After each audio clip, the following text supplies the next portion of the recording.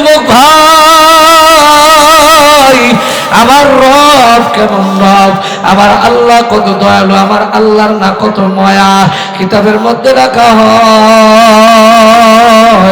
এই কথা যখন বলেছে, বড় বেটার বউ আর মেজো বেটার বউ দৌড় পারিয়া চলে গেছে। বুড়ি তোরে কি বললো বুড়ি?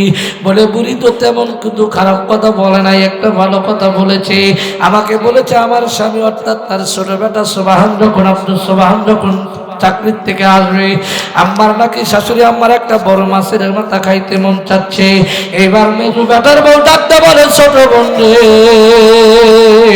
কেবলমাত্র মাসের 28 বা 25 তারিখ অথবা 9 তারিখ আমার স্বামীরা বেতন পায় 1 থেকে 2 তারিখের মধ্যে। এখন তো টাকা নাই, বড় মাছ কোথায় থেকে আনবে, কোন জায়গার থেকে আনবে, টাকা পয়সা তো নাই। মেজো বেটার বউ ডাকতে বলে বড় বোন ও বড় যাও, আমার কাছে বড় একটা বুদ্ধি আছে, পরামর্শ আছে। বলে কি পরামর্শ দিতে চান? ডাকতে বলে বুবু যান, আমাদের 3 জনের স্বামী যখন চাকরির থেকে বাড়িতে আসবে, আসার পরে আমরা কি করব? ঘরের দরজাগুলো আটকিয়ে দেব। কেমনে আটকায় দিবেন? আটকা দেওয়ার পরে যদি ডাকতে বলে কি করতেছো? বলে শোনেন, আমি আমার ঘরটা তো আগে বাজবে, আব্দুর রহিমের ঘরটা তো আগে বাজবে, গেটের সাথে আমার ঘর। যখন আমার স্বামী আমার ঘরের মধ্যে লক করবে, যখন টোকা দিবে, জবাব আমি দেব, আপনারা দেবেন না। বলে কি জবাব দিতে চান একটু আমাদেরকে বলবেন না? বলে হ্যাঁ। ছোট বেটার বউ ডাকতে বলে না, আমার পক্ষে এটা সম্ভব হবে না, কারণ আমি যদি তার বেটার বউ না হইতে পারলাম এই বাড়ির মধ্যে আসতে পারতাম না, কারণ তেনার বেটা যদি আমার বিবাহ না করতো, আমি এই রহিমাই বাড়ির মধ্যে আসতে পারতাম না। ডাক্তার বলে ছোট রে, তুই কি বেশি বোঝস নাকি? তোকেও কিন্তু এখান থেকে তাড়ায় দেব। 3 জন যা ঘুমাইলেন রে বাবা, মেজো বেটা, বড় বেটা, ছোট বেটা, 3 জনে যখন বাড়ির মধ্যে আসবে, ঘরমানের আগে বুদ্ধি দেয়, শোনো আমাদের 3 জনের স্বামীর তো অর্থ সম্পদের অভাব নাই। আমার আব্বা একজন ধনাঢ্য ব্যক্তি ছিলেন, অর্থ সম্পদের অভাব নাই, জমি জমার অভাব নাই, মান সম্মানের অভাব নাই। তবে আমার স্বামীরা যখন বাড়িতে আসবে, সুন্দর কণ্ঠে জবাব দিবে, আপনার স্বামী আপনার সংসার আর করবো না। ও মায়ের জাতিরা, কথাটা যদি কোনোদিন বলে থাকেন আপনার সংসারে এসে আমার জীবনটা নষ্ট, মারে তুমি কিন্তু জাহান্নামে যাইবা, কারণ স্বামী যদি রাজি না থাকে তুমি কিন্তু জাহান্নামী রে মা। ইলিশ মাছের যদি একটু মুহি আর একটু সুরাও হয়, তারপরে 2 প্লেট মারা যায়। কথা কয় না? তারপরে কয় প্লেট মারা যায়? 2 প্লেট মারা যায়। তে আল্লাহর বান্দা ওয়াজ মাহফিলে যাইতো, কোথায় যাইতো? দেখেন আপনাদের এই পাশেই বোধহয় নদী, হ্যাঁ আছে না? দেখবেন একটা নদীর মধ্যে নানান রকমের মাছ থাকে, থাকে কি থাকে না? এক একটা মাছের এক একটা স্বাদ। একটা বয়েল মাছ পেরে নিয়েছেন, কাতল মাছ, পেটির চাকার এক স্বাদ, মাথার এক স্বাদ, কান্তার এক স্বাদ, ফুলকার এক স্বাদ, ফিসার এক স্বাদ, গাদার চাকার এক স্বাদ, কাটার মধ্যে আর এক স্বাদ। মাছ কয়টা? পুকুরালা কি ওই মাছের দিকে নানান রকমের খাদ্য দিছিল? এগুলা যিনি দিয়েছেন তার নাম রব। মুরব্বী বাজান কিতাবের মধ্যে বলছেন মাছের মাথা খাইলে ব্রেন শক্তি ভালো হয়। কথা বলেন, মাছের মাথা খাইলে ব্রেন শক্তি ভালো হয়। আল্লাহর বান্দা এলাকার মধ্যে একজন প্রভাবশালী ব্যক্তিত্ব ছিলেন। লোকটা ছিল সরকারি চাকরি করতো রে বাবা। এই যুবক যুবতীর দল আল্লাহর বান্দা যখন প্রত্যেকদিন মাছ নিয়ে আসতো, 2-1 দিন পর পর যখন বাজার করতো, মাছটা যখন এরা বিবির কাছে দিত, ওই যে হুজুর মুফতি শাহজামাল বয়ান করে গেছে মাছের মাথা খাইলে নাকি মাথার ব্রেন ভালো হয়। পানের বিবি আমার, মাছের মাথাটা তুমি খাইবা। বিবি আবার একটু ইয়ারকি মস্কারি বেশি করতেন। সব্যনাইসা স্বামী, আপনার বেটা বেটা আব্দুল বারেক মাথা ছাড়া ভাত খায় না, আপনার বেটা মোহাম্মদ আলী কি করে না পেটির চাকা ছাড়া ভাত খায় না, আপনার বেটা রুহুল আমিন ফিসা ছাড়া ভাত খায় না। এ যুবক যুবতীর দল, কিতাবের মধ্যে লেখা হয় ওই লোকটার বয়স ছিল 70 থেকে 75 বছর বয়স, আর লোকটার স্ত্রীর বয়স ছিল 60 থেকে 65 বছর বয়স। ব্যবধান কয়দিন? কথা বলেন, কয়দিন? মাত্র 10 বছর ব্যবধান। আল্লাহর বান্দা এরকম ভাবে কাজকর্ম কয়েকদিন মাছ আনছেন, বিবিরে বলছে করে না কাজ। যুবক ভাইরা, আব্বার বেটা যদি একসাথে খাইতে বসে দেখবেন মাটা যদি স্বামীর পাতে মাথা দেয়, ছোট্ট বাচ্চা জুর জুর করে কান্দে আর চোখ মুছে, কথা কয় না। ডাক্তার বলে বিবি রে কি ব্যাপার তোমার আব্দুর রহিম কান্দে কেন? বলে কি তুমি কি বুঝতে পাও না? বুঝতে পারো না, মাছের মাথাটা বলে না দিয়ে তোমারে দিছি, এই জন্য আব্দুর রহিম কান্দে, ওরে দেওয়া লাগবে। বাবা নিজে না খায়া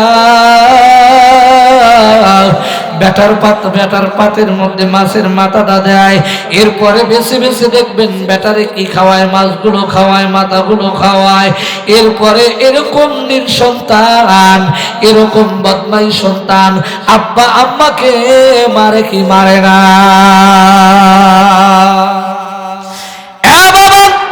আল্লাহ পাক রব্বুল কারীম বলেন তোমার মায়ের দিকে সাবধান সাবধান, বড় করে তাকাও না, বড় করে তাকাইলে কিন্তু চোখ উপড়ে নিও, ওদিকেও যাব না রে বাবা। আর লম্বা চূড়া আলোচনা নয়, আল্লাহর বান্দা কি করলেন রে বাবা, দুনিয়ার থেকে বিদায় নিয়ে চলে গেলেন। মাত্র 3টা বেটা, 3টা বেটাই সরকারি চাকরি করে, খুব দিলের কান্দা শুনবেন, 3টা বেটাই সরকারি চাকরি করে। যারা দেখবেন সরকারি চাকরি করে ওরা ইংরেজি মাসের 1 থেকে 2-5 তারিখের মধ্যে বেতন পায়, যারা কোম্পানির চাকরি করে 1 থেকে 10 তারিখের মধ্যে বেতন পায়, কথা কয় না। এই যুবক ভাইরা রে, আল্লাহর বান্দা নতুন নতুন ছোট বেটারে বিয়ে করাইছেন, বিয়ে করানোর পরে দেখবেন নতুন যারা বউ হয়ে বাড়ির মধ্যে আসে, ওদের সকালবেলা 2টা কাজ বেশি করে রে বাবা। 1 নাম্বার হলো কার আগে উঠে উঠানটা ঝাড়ু দেয়, কারণ বাড়ির মধ্যে লোকজন আসবে। এরপরে বাবা 2 নাম্বার থালি বাসন একটু বেশি মাজে, কথা কয় না। এই 2টা কাজ বেশি করে রে বাবা।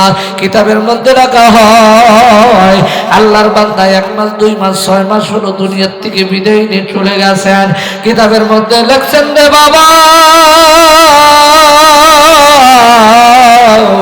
আল্লাহর বান্দি 6 মাসের মধ্যে একদিনও তাহাজ্জুদের নামাজ ছাড়ে নাই। আমার প্রশ্ন সগুনার আম্মা জানরা, যেই মা তাহাজ্জুদ ছাড়ে না ওই মা কোনোদিন ফরজ নামাজ ছাড়তে পারে? কথা কন, ফরজ নামাজ ছাড়তে পারেন? একটু দিলের কান্দা শুনে যান রে বাবা। আল্লাহর বান্দি কি করে প্রত্যেকদিন তাহাজ্জুদের নামাজ পড়ে, কিন্তু মাটা যেই ঘরের মধ্যে থাকে ভালো একটা বেড়া নাই, হোলার বেড়ার পরে কাইসের বেড়া লম্ববাতি জ্বালায়, টিপ টিপ টিপ টিপ করে বাতিগুলো জ্বলে। এ যুবক ভাই, নতুন নতুন ছোট বেটাতে বিয়ে করাইছে, 1 মাস 2 মাস কেবল মাত্র বেটার বয়স, বেটা বিয়ে করেছে 1 থেকে 2 মাস অথবা 1.5 মাস।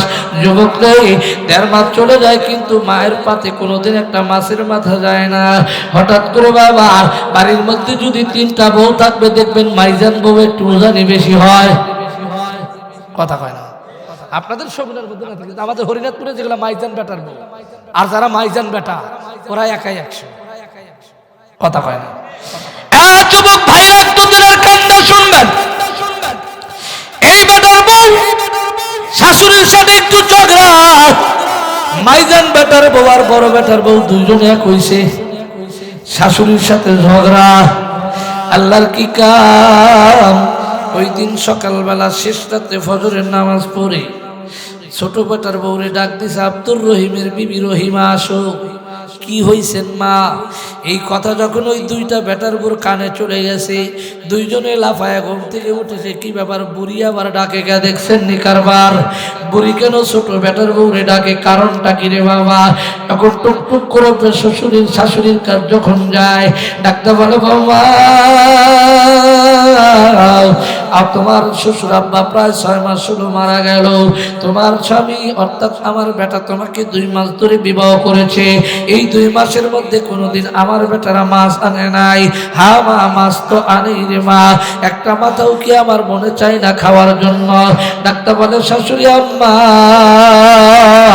1.5 মাসের মধ্যে আমি একটা মাছের মাথা পাই না।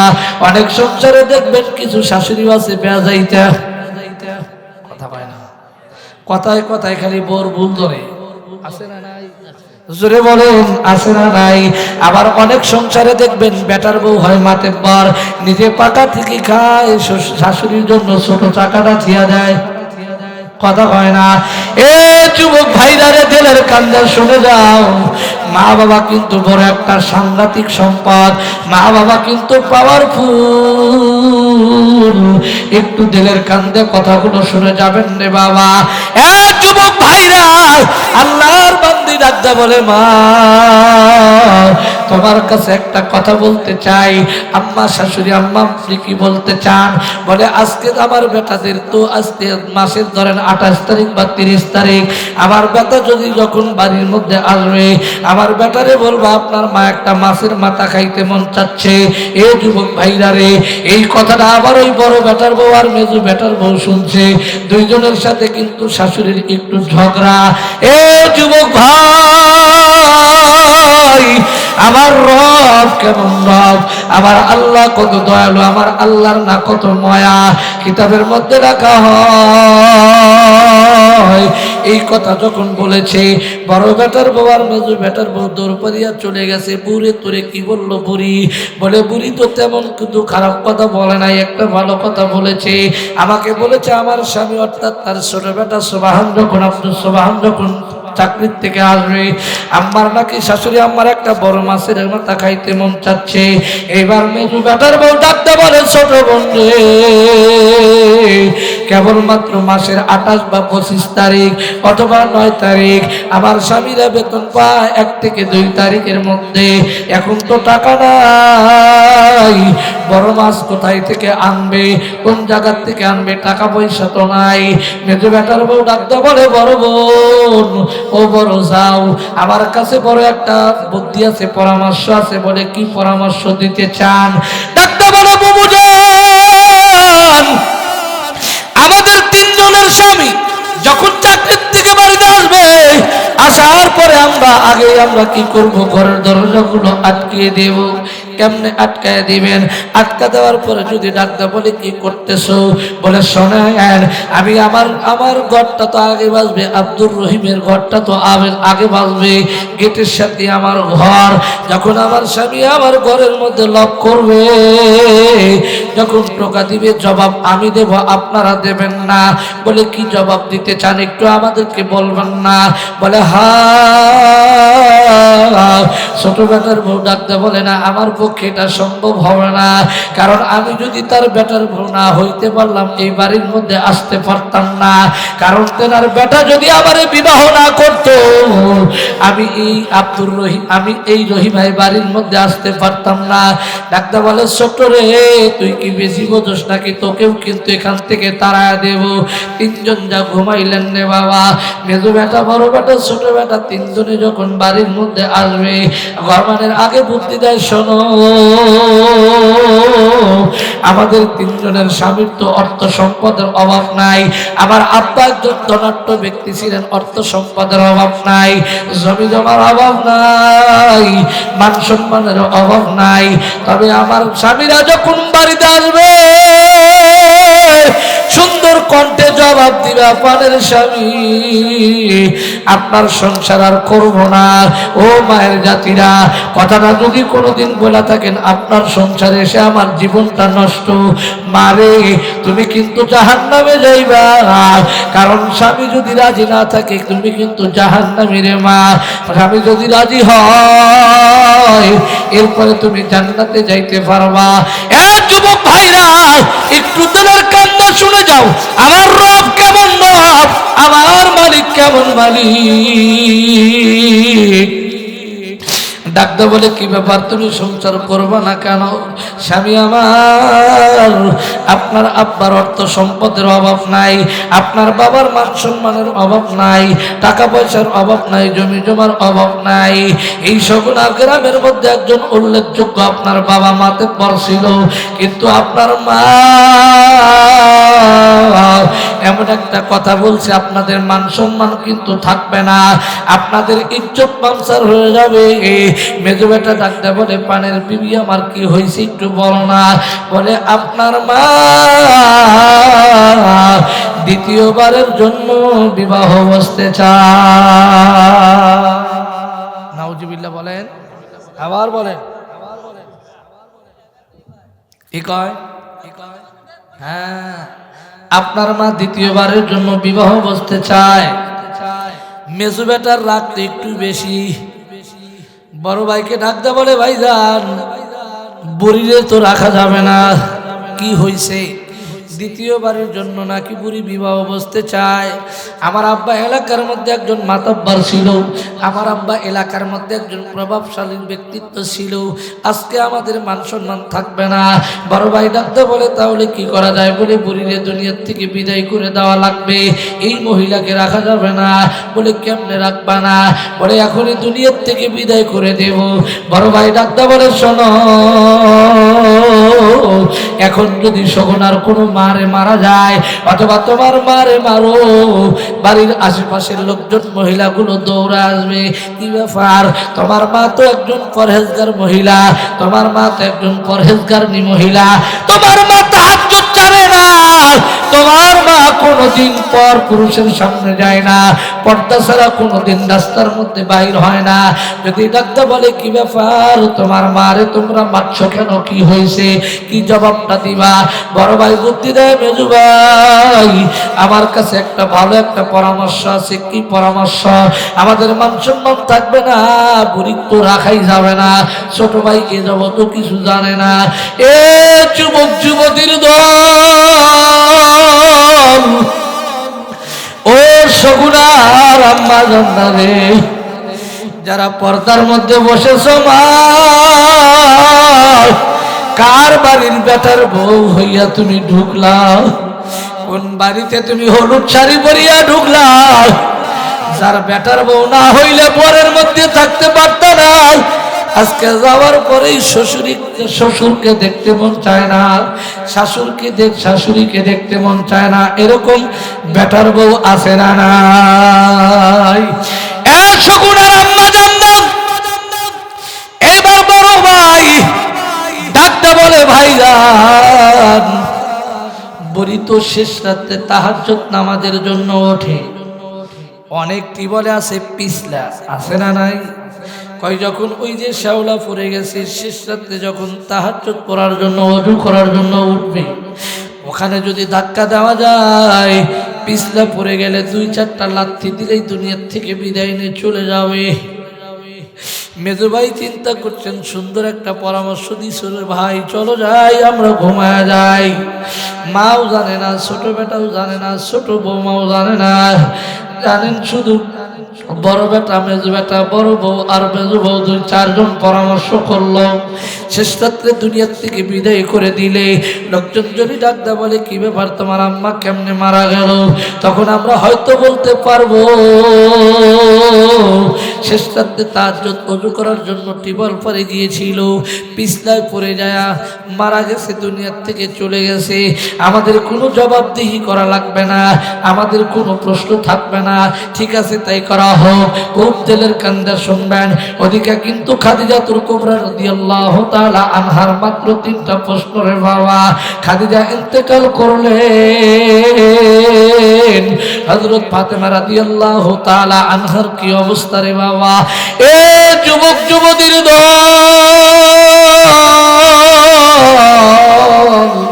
আমার রব কেমন রব। আল্লাহর বান্দা কিতাবের মধ্যে লেখেন, দুইজন যখন সন্তানরা ঘুমায়, দুইটা বেটার বউ ঘুমায়, শেষ রাত্রে বাবা আযানের আগেই উঠেছেন জনম দুঃখিনী মা। সুন্দর করে কি করেছেন বাবা, নবীর সুন্নত তরিকায় ওযু করেছে। ওযু করে টুক টুক টুক টুক করে ঘরের মধ্যে ল্যাম্প বাতিটা একটু সরিতাটা বাড়া দিয়ে, ওই সময় কারেন্টের ব্যবস্থা ছিল না, কোনো একটা ভালো ঘরের ব্যবস্থা ছিল না, এত বড় বড় বিল্ডিং ছিল না, এত সুন্দর কোন তাম্বুরের ব্যবস্থা ছিল না রে বাবা। আল্লাহর বান্দি বলেন, শোনো, সুন্দর তরিকায় যখন ওযু করে আল্লাহর বান্দি কি করতেছেন, নামাজ পড়তেছেন রে বাবা। এদিকে মুয়াজ্জিন সাহেব আযান দেয়, আসসালাতু খায়রুম মিনান নাওম, আযান যখন দিচ্ছে রে বাবা, এদিকে বড় ভাইটা জুবাই ডাকতে বলে, ভাইজান কাম তো বড় সর্বনাশ হয়ে গেছে। বলে কি হয়েছে? বলে আযান দিয়েছে, বুড়িকে তো মারতে পারলাম না। বড় ভাই ডাকতে বলে, ভাইজান এখন তো মারা সম্ভব না, সব লোক তো এখনো ঘুমায় আছে, এখনো মেরে ফেলা যাবে। টুকটুক করে কি করলেন, ঘরের দিকে অগ্রসর হলেন। ঘরের মধ্যে যায় ডাসাটা সুন্দর করে একটা লাঠি দিয়ে ভাঙলেন। ভাঙার পরে যখন ভিতরে ঢুকছেন বাবা, মার গালের মধ্যে চট্টুস করে একটা থাপড় মেরেছে। এই বলে আমার সংক্ষিপ্ত আলোচনা শেষ করছি। আসসালামু আলাইকুম ওয়া রাহমাতুল্লাহ।